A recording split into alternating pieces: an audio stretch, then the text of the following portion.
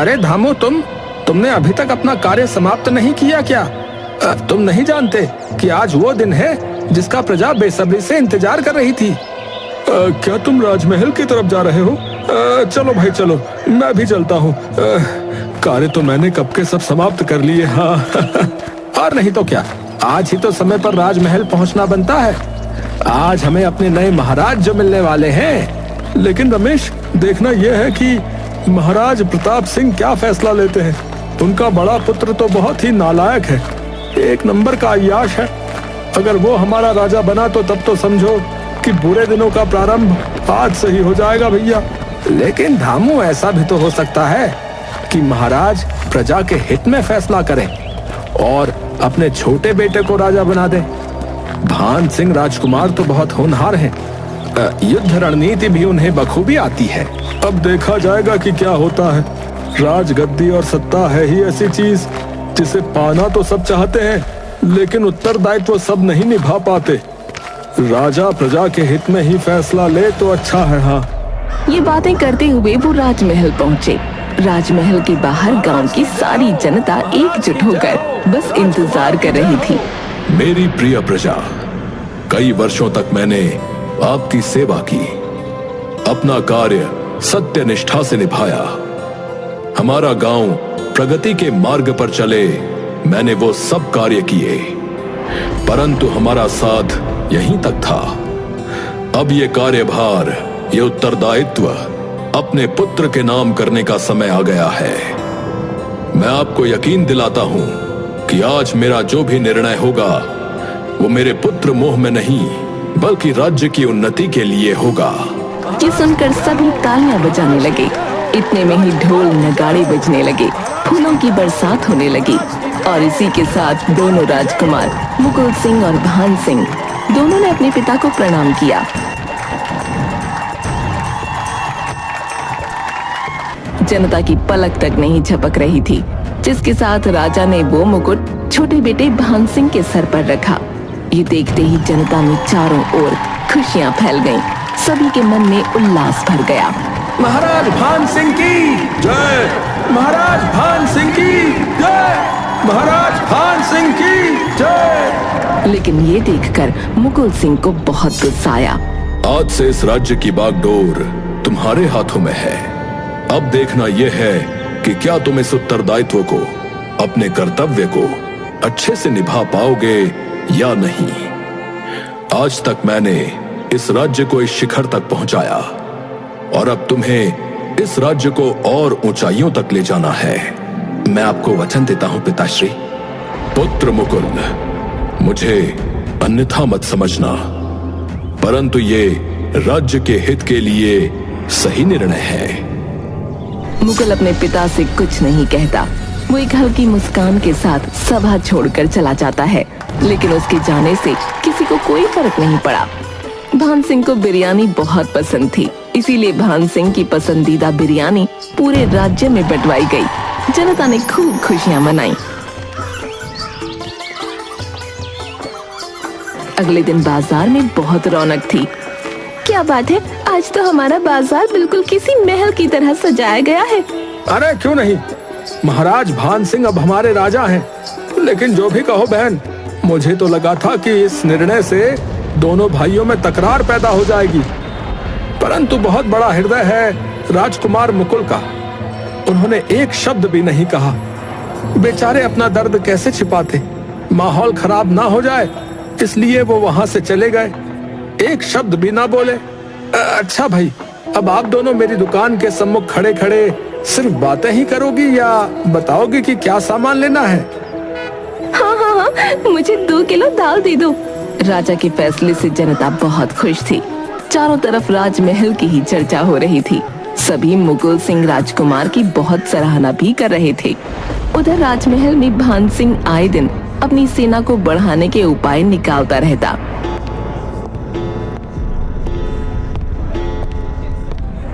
अरे भैया मुकुल, आप आइए। हम देख रहे हैं कि तुम जोरों शोरों से पूरी लगन के साथ अपना उत्तरदायित्व निभा रहे हो। ऐसे ही आगे बढ़ते रहना। आज आपने सच में साबित कर दिया कि आपका कद सदैव मुझसे ऊंचा ही है। परंतु आप ये याद रखना कि ये राजगद्दी हम दोनों भाइयों के प्रेम के बीच में कभी नहीं आ सकती भैया। आप सदैव मुझसे बड़े रहेंगे।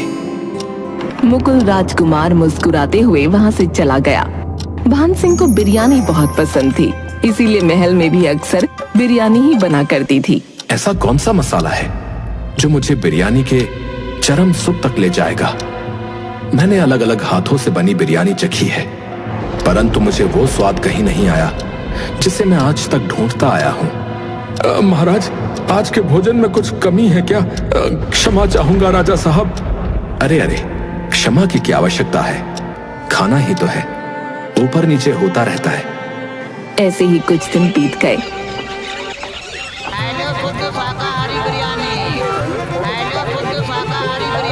अरे आओ आओ आओ आओ, भरपेट बिरयानी खाओ, वो भी सिर्फ 10 रुपए में। जी हाँ, 10 रुपए की प्लेट खाओ। आओ आओ, बिरयानी खाओ, वो भी सिर्फ 10 रुपए में। जी हाँ, सिर्फ 10 रुपए में बिरयानी, और कहीं नहीं मिलेगी। आपके राज्य और आपके गांव के लिए मात्र मैं लाया हूँ 10 रुपए प्लेट बिरयानी। सुनो सुनो। ये तो मैंने पहली बार सुना है। खुशबू बड़ी अच्छी आ रही है। भैया जरा एक प्लेट बिरयानी देना। अरे ये तो बड़ी स्वादिष्ट है भाई। अच्छा एक काम करो, 5 प्लेट पैक भी कर दो। अच्छा। ऐसे ही देखते देखते उस आदमी का बिरयानी का बर्तन बिल्कुल खाली हो गया, लेकिन लोगों की भीड़ तब भी कम ना हुई। अब प्रतिदिन उस आदमी के ढाबे पर बहुत भीड़ रहने लगी। क्या कहा आपने मंत्री जी? गांव का क्या समाचार बताया आपने? कहाँ उथल पुथल हुई पड़ी है और कैसे? राजा जी, एक बिरयानी वाला आया है जो मात्र 10 रुपए प्लेट की बिरयानी बेच रहा है। हमें शक है कि वो खराब किस्म का सामान प्रयोग करता है जो लोगों के लिए हानिकारक है। हमें इसका पता लगाना ही होगा महाराज। ये तो आपने सही कहा, मैं स्वयं जाऊंगा इस मुद्दे की तहकीकात करने। लेकिन महाराज, अगर आप इस तरह गांव में चले गए तो लोगों की भीड़ जमा हो जाएगी और हो सकता है कि सत्य आपके सामने ना आ पाए। आप चिंता न करें, मैं भेष बदल कर जाऊंगा। राजा फौरन अपना भेष बदल लेता है। उसके बाद वो उस बिरयानी वाले के दुकान में पहुंचा। क्या नाम है तुम्हारा? मैंने सुना है कि तुम 10 रुपए प्लेट बिरयानी बेचते हो। कृपया एक प्लेट बिरयानी लगाना। जी मेरा नाम राजू है, मैं अभी लगा देता हूँ। एक प्लेट बिरयानी, ये लीजिए। बिरयानी खाने के बाद अद्भुत। ऐसी बिरयानी तो मैंने अपने जीवन में कभी नहीं खाई। ये तो बहुत स्वादिष्ट है। अब लेकिन कहीं तुम इसमें कोई मिलावट तो नहीं करते ना? अरे ये सुबह सुबह कैसी बातें करते हैं आप? मैं भला मिलावट क्यों करूंगा? एक दिन अपना चेहरा ऊपर वाले को भी तो दिखाना है। भला ऐसा घाल मेल करके मुझे क्या मिलेगा? परंतु 10 रुपए प्लेट बेचकर क्या तुम्हें घाटा नहीं होता? अरे भाई, तुम्हें सुबह सुबह कोई और नहीं मिला क्या? अभी काम का समय है, बातों का नहीं। और रही बात मेरे घाटे की, तो ये काम मेरे दादा परदादा के जमाने का है और मैं बस जनता की सेवा ही तो कर रहा हूँ। अगर कम पैसों में मैं सबको आनंद दे सकता हूँ तो मैं वो कार्य क्यों ना करूँ जिससे मुझे पुण्य की प्राप्ति हो। वैसे भी दाने दाने पर लिखा है खाने वाले का नाम। ठीक है भैया, अब आप जाओ, बहुत भीड़ आ रही है। इसके बाद राजा अपने महल पहुंचा।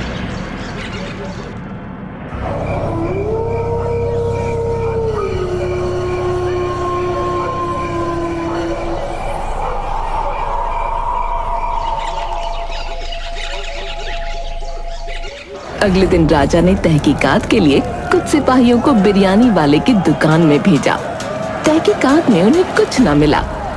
मैंने कहा था ना कि तुम्हें मेरे किसी भी कार्य में कोई मिलावट नहीं मिलेगी। अरे मैं बहुत परिश्रम से और ईमानदारी से अपना कार्य करता हूँ। भला महाराज को मुझ पर शक क्यों हुआ, ये तो मुझे समझ नहीं आ रहा। पर मैं एक बहुत ही साधारण इंसान हूँ। तुम्हें महाराज ने राजभवन बुलाया है। इसी समय अपनी दुकान पर ताला लगाओ और हमारे साथ चलो। वो आदमी बहुत घबरा गया, लेकिन उसे सैनिकों के साथ जाना ही पड़ा।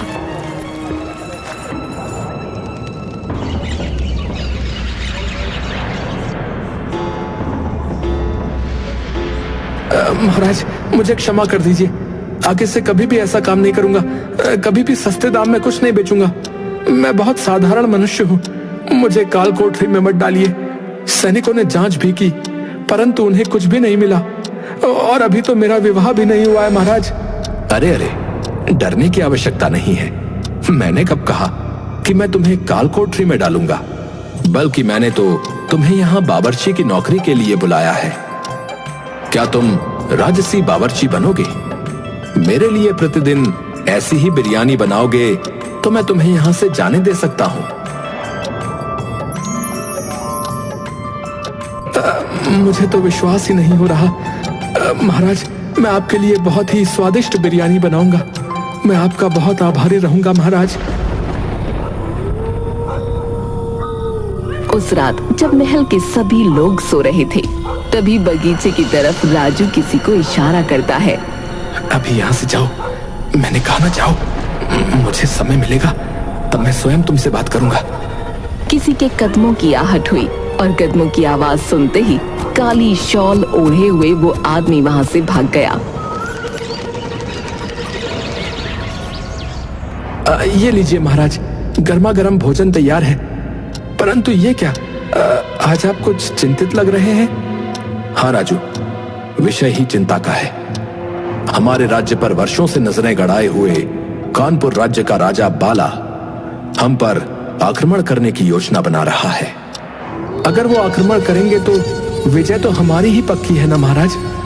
नहीं, मेरा कहने का तात्पर्य ये था महाराज कि हमारे पास तो ढेर सारी सेना है ना। कानपुर राज्य के महाराज के पास हमसे दोगुनी सेना है और मुझे भय है कि अगर उन्हें इस बात का पता चला तो वो आक्रमण करने में एक दिन भी जाया नहीं करेंगे। इतने में ही मंत्री वहां पहुंच गए। महाराज, राज्य की अंदरूनी बातें इस प्रकार खुलेआम नहीं करते। अरे, यहाँ राजू के सिवाय है ही कौन? ये तो हमारा अपना राजू है।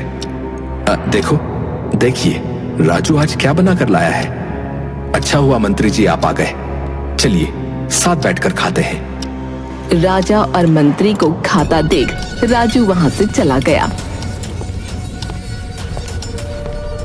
राजू बड़ी ही देर से बगीचे में किसी का इंतजार कर रहा था। अंधेरा होते ही धीमे कदमों की आहट के साथ काली शॉल ओढ़कर अपने मुंह को ढका एक रहस्यमयी आदमी राजू के पास आ पहुंचा। अरे, मैं तुमसे ज्यादा बात नहीं कर पाऊंगा, लेकिन सूचना पक्की है। मैंने ये सब इस पत्र में लिख दिया है। अभी तक राजभवन में सब जाग रहे हैं। अगर किसी को भी मुझ पर जरा भी शक हुआ ना, या भूल से भी तुम्हें यहाँ किसी ने देख लिया तो अनर्थ हो जाएगा। तुम अभी जाओ यहाँ से। राजू के हाथ से वो कागज लेकर वो रहस्यमयी आदमी वहां से फौरन गायब हो गया।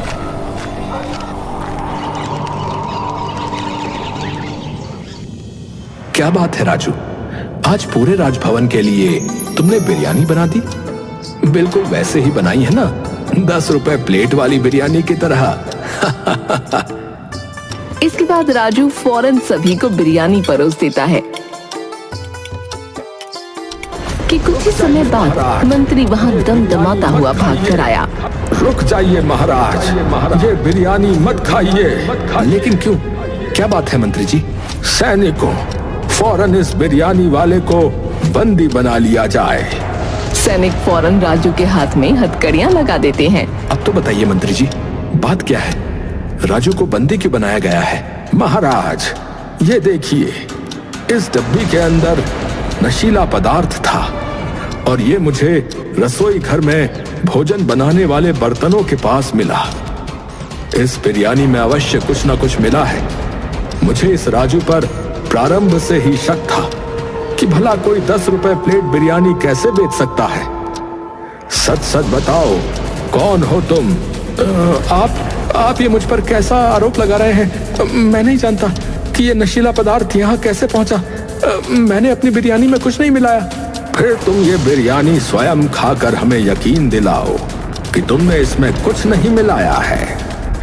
इसे खाने के कुछ समय बाद अगर तुम बेहोश नहीं हुए तो हम मानेंगे कि तुम्हारी ईमानदारी पर हमने यूं ही शक किया।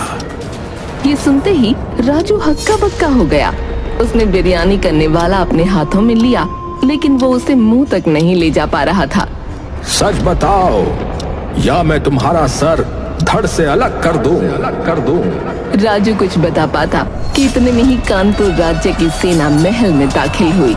सिपाहियों, जल्दी से आक्रमण करो, तलवार निकालो, शत्रु ने आक्रमण किया है। सब कुछ इतना अचानक हुआ। भान सिंह और पूरा राज्य इसके लिए अभी तैयार नहीं था। कानपुर के सिपाहियों ने पूरे महल को एक शमशान बना दिया। चारों तरफ खून की नदियां बह रही थीं। लड़ते लड़ते राजा भी बहुत जख्मी हो गया। भान सिंह अपनी आखिरी सांसों तक लड़ता रहा। वो अपनी मौत के करीब था। वो अपनी आखिरी सांसें ले रहा था कि तभी उसने देखा कि मुकुल सिंह उसके पास आ रहा है। बड़े भ्राता, अच्छा हुआ आप आ गए, सहायता कीजिए। मेरे प्यारे भाई भान सिंह, कैसे हो तुम? आज मेरे हृदय को बहुत ठंडक मिल रही है। जिस तरह से पिताश्री ने मुझसे ये राजगद्दी छीन ली थी और भीख मैं तुम्हें दे दी थी, और तुमने ये सारी सत्ता इस सारे ठाट बाट को अपनी मुट्ठी में कर लिया था, उसी तरह मैंने आज तुम्हारे जीवन को अपनी मुट्ठी में कर लिया है। सब कुछ बहुत आराम से हो जाता मेरे भाई, परंतु तुम्हारे इस मंत्री को अपनी टांग अड़ाने की बहुत आदत है ना, इसीलिए मैंने इसकी टांग ही काट दी। अच्छा खासा राजू ने तुम्हारी बिरयानी में नशीला पदार्थ मिला दिया था।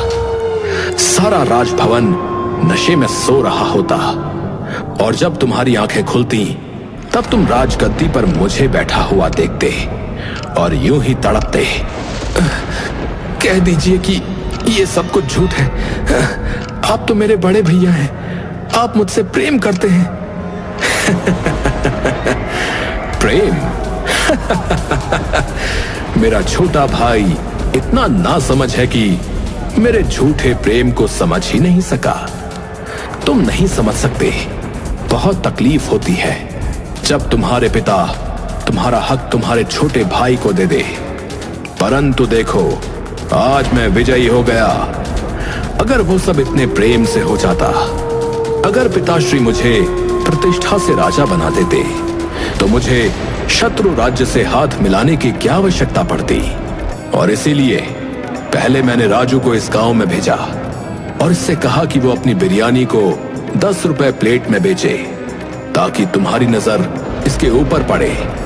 मैं जानता था कि बिरयानी के पीछे बहुत लार टपकेगी तुम्हारी, तुम इसे राजमहल तक अवश्य ले आओगे। और वैसा ही हुआ। तुम इतने मूर्ख हो कि तुमने राजभवन और राज्य का इतना बड़ा भेद एक बावर्ची को बता दिया कि तुम्हारे पास सेना कम है।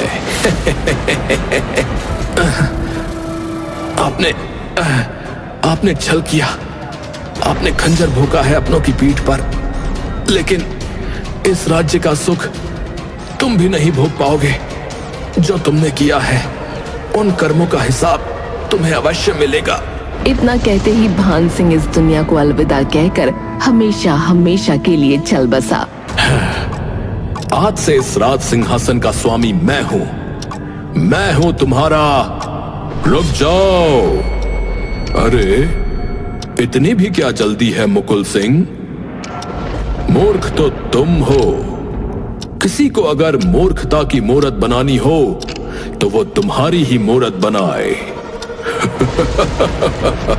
कानपुर के राजा के मुंह से ऐसी बातें शोभा नहीं देती। मैं कुछ समझा नहीं कि आप कहना क्या चाहते हैं। अरे मूर्ख, तुम अपने ही भाई से इतना जल रहे थे कि तुमने उसकी मौत की तैयारी कर ली, तो मैं तो फिर भी तुम्हारा गैर हूं। मैं भला तुम्हें यह राज्य क्यों दूंगा?